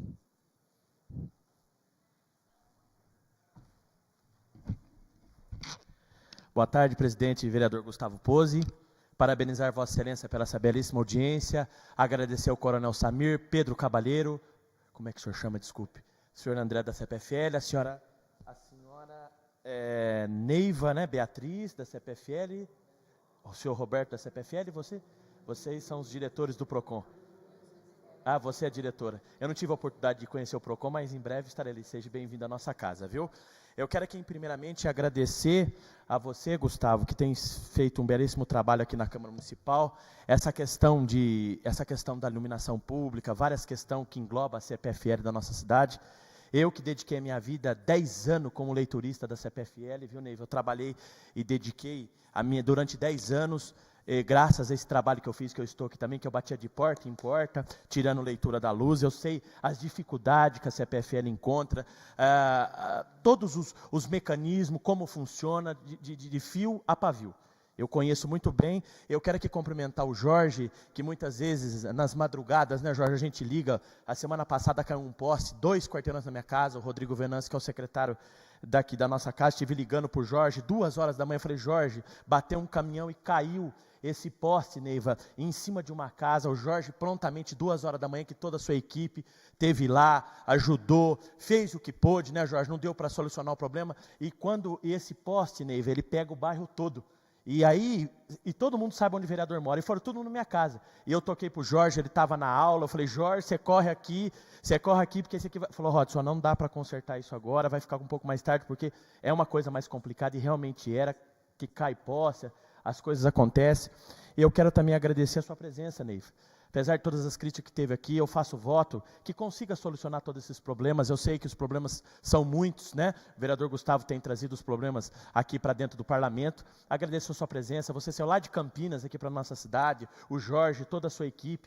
Que Deus abençoe vocês, que vocês consigam solucionar esses problemas que realmente a nossa cidade necessita. Eu sei que as dificuldades são muitas, mas eu sei que a força de vontade que vocês têm, vocês vão conseguir solucionar esses problemas, porque não é fácil. A primeira coisa que acontece, eles pegam o vereador na rua. Eu tenho andado com o Gustavo muitas vezes na rua, as pessoas param ele e falam, ei, Gustavo, vai resolver o problema? Vem direto, que é o vereador, a demanda vem direto para o vereador. A gente sai na rua, já cobra e quer a solução para ontem. E não é assim, as coisas funcionam devagar. Você tem uma demanda, você vai até um certo ponto, o Roberto vai até outro, enfim, para chegar a um bom senso. E eu tenho certeza que vocês vão, com o esforço de vocês, do Jorge, vão chegar a um bom senso, vão fazer tentar solucionar esses problemas que muitas vezes nos deixa triste, mas depende de outras pessoas para ajudar também. A questão da segurança pública, Coronel Samir, quando não tem iluminação, fica escuro, pode acontecer um estupro, o uso do dependente químico, né? Então a luz é muito importante para todos. Tive fazendo pedido, vários vereadores dessa casa, na questão da rua Marcelo José Chiosi, que liga ao Zavaglia, ao presidente Collor. Com a graça de Deus, né, Jorge? Agora vamos resolver esse problema de uma vez por todas, que já vem rolando há muito tempo, que não é só parte da prefeitura, da CPFL, sim parte da prefeitura também, que precisa de recursos financeiros, e eu tenho certeza que vai ser resolvido dentro da legalidade, dentro da melhor forma possível. Quero desejar boa sorte para a Juliana, que também trabalha no PROCON, é uma secretaria complicada também, que é onde tem as reclamações também, e o PROCON está lá para defender. Desejo boa sorte a vocês lá, que vocês façam um bom trabalho e deixar essa casa de leis, a casa do povo, os vereadores, a ressonância que nós temos com a população de São Carlos. E o que vocês precisarem, vocês podem nos contar com a gente, nós estaremos aqui de braço aberto, que nós somos a voz do povo. Gustavo fez isso porque necessita, porque precisa ser feito. Eu tenho certeza, vereador, que vai ser atendido o seu pedido. O Jorge nunca deixou de negar um pedido da gente, por mais difícil que seja, sempre foi franco, olhando no teu olho, Jorge, eu sei que você joga limpo, mesmo quando não dá para fazer, às vezes eu fico bravo com ele, fala, poxa, Jorge, quando vai resolver o problema? Fala, Rodson, não dá para fazer, mas me dá um prazo, a gente vai lá, a gente vai resolver. As questões, Neiva, das árvores de São Carlos, que pega nos fios da cidade, tem acontecido muito curto-circuito. Peguei uma rua com o Jorge semana passada, pegamos 18 ruas. O Jorge saiu comigo, falou, monta aqui, saímos de manhã, chegamos 2 horas da tarde, mostrei ponto a ponto. Hoje eu passei, as pessoas me ligando, falando, Rodson, vieram cortar, está resolvendo. Só que as coisas são devagar, né? Com pressa não se faz nada, eu acho que devagar, com jeitinho a gente vai se resolvendo. Parabenizar você, Jorge, pelo esse belíssimo trabalho e que Deus ilumine você, que você consiga resolver os problemas da iluminação pública da nossa cidade. Eu tenho certeza que vai dar tudo certo, né? Vereador Gustavo, mais uma vez, parabéns pela essa belíssima audiência. Uma boa tarde a todos. Muito obrigado. Vocês querem mais uma manifestação, alguma coisa? Ok. Só para, como já foi dito, o procedimento que eu, como vereador, estarei tomando a partir da audiência de hoje, e já usando e abusando do PROCON e da OAB, né, eu vou elaborar um documento, junto com vocês, eu não, né, porque vocês têm muito mais competência do que eu para isso, para que possamos ingressar para o Ministério Público, para que essa névoa que ainda me parece tomar conta aqui nas questões de ressarcimento da CPFL, possam ser muito mais esclarecidas. De repente, aqui, eu fiz uma solicitação para a CPFL de informações por escrito, e vou ser sincero, não fico satisfeito quando a gente não respondeu, mas foi agora, assim. Sinceridade, eu gostaria de ter tido essas informações com antecipação. Acredito, salvo engano, 14 de março, eu solicitei informações sobre quantas reclamações tiveram no dia 3 de março e quantas foram indeferidas. Eu não obtive essa resposta de forma satisfatória. Isso só me reforça a insatisfação com a CPFL. Estou aqui abrindo meu coração. Tá? Então, finalizando essa nossa audiência, só para que deixasse claro, será elaborado sim um documento do Ministério Público, né? E, pessoalmente, espero na audiência no PROCON, e se Deus quiser, resolvendo no PROCON, se assim não for feito, vamos ao judiciário, porque eu tenho certeza que não veio da NET a descarga. Se veio de algum outro lugar, não sei. Eu só entendo, só tem 2 entradas na minha casa. Eletricidade e do cabo da NET. Se é possível queimar e apagar a casa inteira de outro jeito, aí cabe a vocês provarem isso ou no PROCON ou na Justiça. Ok? Ao encerrar essa audiência, quero deixar registrado aqui o meu agradecimento a todos os que nos honram na tarde de hoje, nessa presente audiência pública, né? Agradeço o pessoal da CPFL, PROCON, OAB, Samir, Defesa Civil, Cabaleiro, e já justificando aqui a minha indiscrição, liguei para o Cabaleiro ontem à tarde e falei, me desculpa. Eu liguei e falei assim, olha, vamos lá com a gente, né? E por isso que não foi um convite formal da Câmara para a presença, mas desde já, prontamente, apresente aqui o Cabaleiro representando a Defesa Civil. Muito obrigado. Declaro, então, encerrados os trabalhos hoje. Tenham todos uma ótima tarde.